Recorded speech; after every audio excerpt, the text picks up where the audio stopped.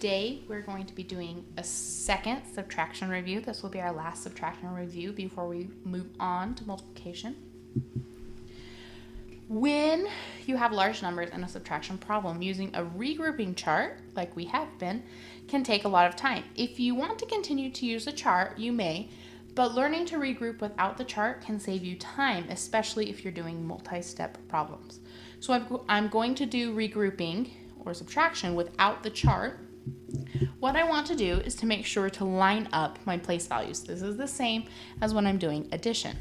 I need to make sure my ones are over each other, my tens, hundreds, thousands, and 10,000s. So this problem is already aligned for me. So all I have to do is subtraction.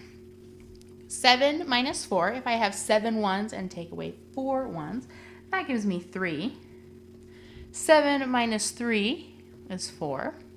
Now we have 3 minus 8. And what we're really saying is 300 minus 800.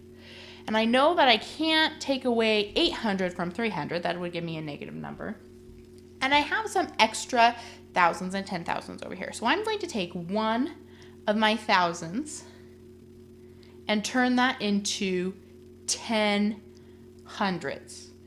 So if I add my 10 hundreds to my 300, I get 1,300. Okay, do you see how I did that? Since I took away 1,000, I need to turn this into a 7. So I have 7,000 here instead of 8,000. Now all I need to do is 13 minus 8, which is 5. 7, because that's my new amount of thousands. 7 minus 2, which is also 5. And then 4 minus 0, because I don't have anything in that place value. Now this is my answer, but it's not a complete answer because I need to make sure that I'm putting my comma in the correct place. My comma goes 3 numbers over, so I have my ones, my tens, my hundreds, then I have my comma between my hundreds and my thousands. So my answer for 48,377 minus 2,834 is 45,543. So I'm going to box or circle my answer so that my teacher knows what I've done and can see my work. Okay? Next, we're going to look at a problem that is aligned like this. Now they haven't lined up my place value for me, but I can do that pretty easily. One clue is my comma. So I have a comma here and a comma here.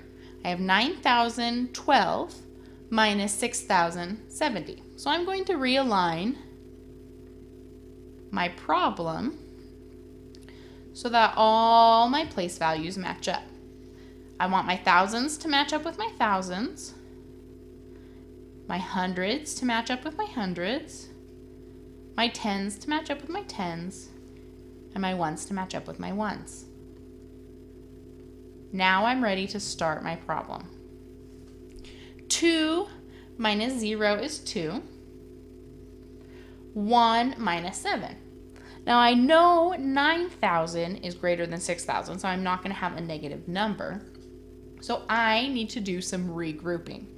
If I look right next door in my hundreds, I don't have any hundreds. So I can't regroup with 0. So I need to go all the way over to my thousands. I'm going to regroup one of my thousands. So this makes this 8,000, and I'm going to then have 10 hundreds, which is the same as 1,000. Now I still need to regroup because I'm trying to regroup my 1. So I'm going to take this and I'm going to regroup so that I have 9 hundreds and then I have 11 tens. Okay, do you see how that worked? I took one of my hundreds and I split it into 10 tens and added that to what my tens were.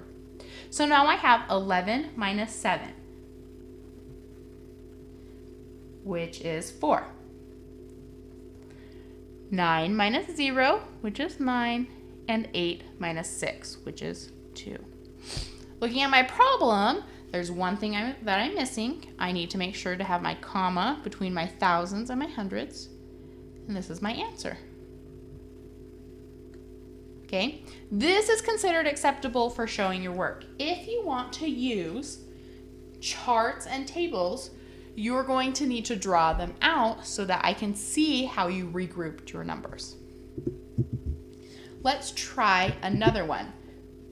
This one is 22,875 minus 437.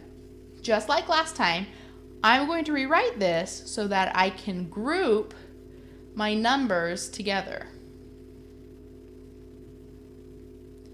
So when I'm looking at 437, I'm going to start with my 4 in the hundred spot because I don't have any thousands or 10,000s.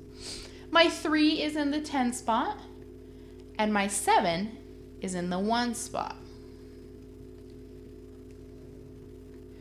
5 minus 7 is the first thing I'm going to start with because I'm starting with my 1s.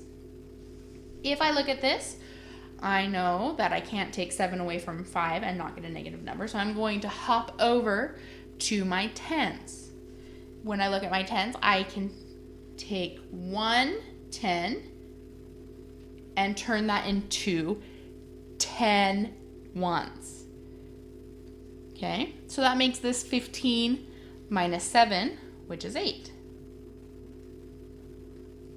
Then I have 6 minus 3, which is 3, 8 minus 4, which is 4, 2 minus 0 and 2 minus 0, because there's nothing in those places, and I need to make sure to write my comma. I can either circle or box my answer so my teacher knows what my answer was. For your warp problems today, you have 5 warp problems. You need to make sure you show all your work. That could include either drawing a chart and showing me your regrouping, or it could be aligning the place values and showing me your regrouping in the way we just went over. Good luck. Don't forget to put your header on the top and hand it in tomorrow.